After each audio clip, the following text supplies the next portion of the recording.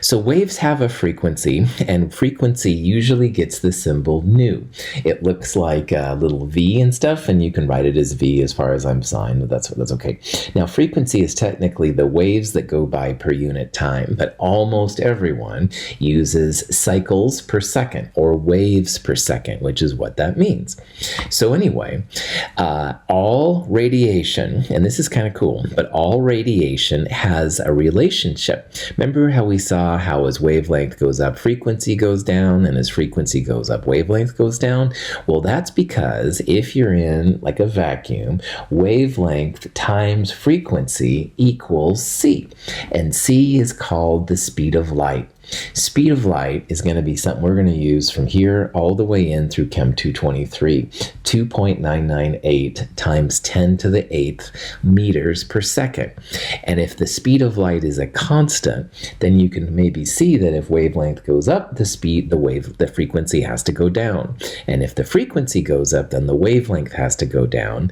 Those two multiplied by each other have to always equal the speed of light. So longer wavelengths, smaller frequencies. Smaller wavelengths, higher frequencies. This is why it is. They're all related by the speed of light. I would highly recommend that you memorize / put in your calculator / make a tattoo. Don't make a tattoo. That would be too silly even for me. But anyway, somehow make sure that you know the speed of light. We're going to use that for a lot of things coming up. 2.998 times 10 to the 8th meters per second. Visible light, then, the light that we use to see in our eyes, is actually a range of wavelengths. And I want you to pay attention to this little part right here.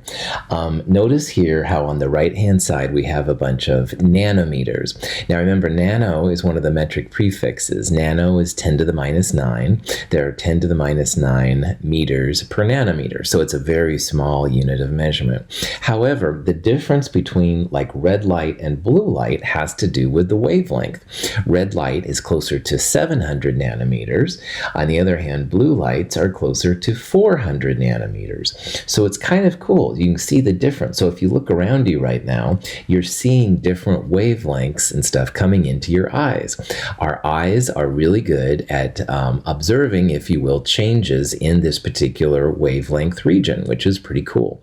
Now, if you look at those wavelength numbers, 400 at the top, 700 at the bottom, the wavelengths are getting bigger as you go down in this particular version, 400 to 700. On the other hand, if wavelength is getting bigger as you go down, all right, then frequency would be getting smaller as you go down, or frequency would be getting larger as you go up because the wavelengths are getting smaller. So remember, they're opposite each other, opposite. This little picture, this little animation right here is showing the changes to the different colors, all right? And right now we're kind of in the yellow, 600 nanometers, and we're going to start getting to orange, and then eventually we're going to get to red. And notice how those wavelengths, the distance from top to top, is getting larger because 700 nanometers, one of the larger ones, is the red. It's going to revert back to blue. Here we go, blue or purple, whatever. Smaller, getting larger, larger, larger. So you can see how as the color changes, the wavelength is changing too. The wavelengths are getting bigger as you go from blue to red. And that also means then, of course, that the number of waves going by would be alternate. Now, some scientists use Roy G. Biv to recognize the order of the colors: red, orange, yellow, green, blue, indigo, violet. And that can be helpful for us too. We're going to see that there's a relationship between the wavelength of something and the energy. So knowing Roy G. Biv is a way to also talk about the energy of things. The wavelengths are getting bigger as you go left on this Roy G. Biv. On the other hand, the frequencies are getting bigger as you go right on that list. So Roy G. Biv can be helpful when it comes to colors, and as we'll see, energy and stuff like that. Here's an example of kind of the things you can do. Let's say that you have a red light with a wavelength of 700 nanometers. Now remember that dot means that the zeros are significant, so that's a 3 sig fig number.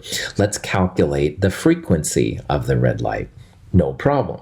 So if you remember from before, frequency times wavelength equals speed of light. So we're going to use the speed of light. The speed of light, though, is in meters per second. So let's convert the nanometers over to meters. And this is a good chance to reacquaint ourselves with the nano. Nano is 10 to the minus 9. So a nanometer would be 10 to the minus 9 meters. So 700 nanometers times 10 to the minus 9th, 7.00 times 10 to the minus 7th meters. Make sure you can do this on your calculator. Make sure you've got the powers of 10, the exponent EE button good to go. If you aren't getting these numbers, you let me know right away, but try them. Make sure you can do them before going on, because it'll mess you up from here on in. Anyway, once you have the wavelength in meters, that's when you can pull the speed of light in. Speed of light c divided by wavelength lambda equals the frequency. So the next part we're going to do is we're going to take that 2.998 times 10 to the 8th number, that's the speed of light, and divide it by the frequency, 7.00 times 10 to the minus 7th meters, the number we just calculated. You want to have meters over meters so they cancel out. And the units then for frequency, you can see, are going to be 1 over seconds or inverse seconds. And the number comes out to be 4.28 times 10 to the 14th inverse seconds. Now let's talk about what that means. Frequency is number of waves going by per unit time. And like I said, most of the time people will use seconds. So that's saying that for this light at 700 nanometers, every second you have 4.28 times 10 to the 14th waves going by. And that's quite a lot, all right? That's a lot of waves. That's a heck of a lot of waves. But anyway, this is how you can calculate it. The units of frequency, you'll see seconds minus 1. Sometimes you'll see just s minus 1. And sometimes you'll see 1 over s, and they're all fine. Another way that the frequency is represented is through what's called a Hertz. Hertz gets the symbol Hz, because who wants to write s to the minus 1 or 1 over s for that matter? So 4.28 times 10 to the 14th Hertz means 4.28 times 10 to the 14th inverse seconds. If you look on your car radio, if you have one or if you have a radio, a lot of times FM radio stations will be megahertz and AM radio stations will be kilohertz. Those are frequencies, all right? All the FM and AM dials are all different types of frequencies. So, woohoo, you can see all kinds of relationships to the things around you. Couldn't resist. This is Hertz himself, and the joke is calculating frequency. It's so easy, it hurts. Okay, silly sense of humor, I know. Anyway. The electromagnetic radiation spectrum, all right, which is what visible light's all part of, is actually much bigger than just visible light. So I mentioned radio, all right, AM, FM radio, all right. Radio waves are also part of the EM spectrum. So this little diagram right here shows the different portions of the known EM spectrum. Radio waves are way down here on the right. And just up from that, you have microwaves. So in the microwave, heating up your popcorn or whatever. That's the microwave kind of microwaves. Infrared is after that. Infrared is often associated with heat, all right? Infrared is like hot. Then in a very narrow region right here in the middle, you have the visible light. And here's blue light on the left and red light on the right, kind of like we talked about. But then going on, ultraviolet radiation is the type that gives you sunburn and stuff, or it's pretty powerful. X-rays are the next one. Of course, X-rays, if you've broken a bone or something like that, they can do an X-ray on you. And finally, the thing that created the Fantastic Four, no, I'm just joking. Gamma rays are actually the highest energy of all. And gamma rays come from super high nuclear reactions. Sometimes they can come from space, from astronomy kind of interactions going on. But the important thing here is that radio, microwave, infrared, visible, ultraviolet, X-rays, and gamma rays, they're all EM the radiation, all right? They all have wavelengths, and that's what these numbers are right here, and they have frequencies, which are these numbers right down there. Notice how the frequency goes from a very, very small 10 to the minus, or wavelength, excuse me, goes from a very, very small 10 to the minus 12 here for gamma rays to almost 1 meter when it comes down here to radio waves. So wavelength is getting bigger as you go left to right. Notice how the frequencies down here get smaller as you go left to right. You've got 10 to the 20th there for gamma rays, and it goes down to 10 to the 8th or so. So pretty cool and stuff how this stuff all works out. But there is a relationship then between microwaves and visible light, or X-rays and microwaves. They all have wavelengths, they all have frequencies, and the speed of light is how you can tell one from the other. Speed of light equals wavelength times frequency. Sometimes people use this acronym to remember the diagram order. Rabbits mate in very unusual, expensive gardens, which of course makes no sense, I understand. But anyway, rabbit, radio, mate, microwave, infrared, visible, very, of course. Unusual stands for ultraviolet, expensive is X-rays, and gardens, gamma rays.